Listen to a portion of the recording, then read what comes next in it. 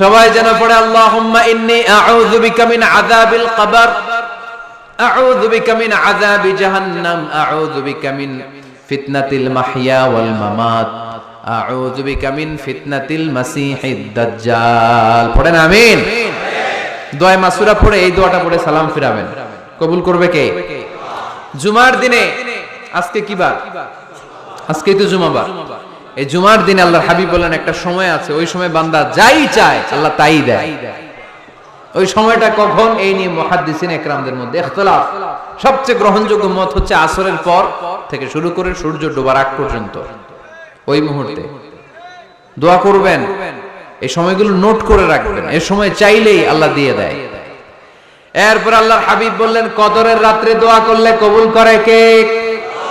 আমরা বাংলাদেশে শুধু 27 পালন করি, বাকি 5 দিনের খবর নাই। এরকম আছে না নাই? 21, 23, 25, 27, 29 এই 5টা বেজোর রাতে যে কোনো রাতে কদর হয়ে যেতে পারে। আমরা নামাজ পড়ি কোন রাতে? 27। সারা রাত কানতে কানতে শেষ, ওদিকে কদর চলে গেছে 23 তারিখ। আছে না নাই? হতে পারে। বুদ্ধিমান মুমিনের কাজ হচ্ছে বেজোর 5 রাত্রিতে, শেষ দশকের 5 বেজোর রাত্রিতে এক সমান তালে ইবাদত করা, যাতে কোনো ক্রমে কদরের বরকত ছুটে না যায়। এরপর আল্লাহর হাবিব বললেন কেউ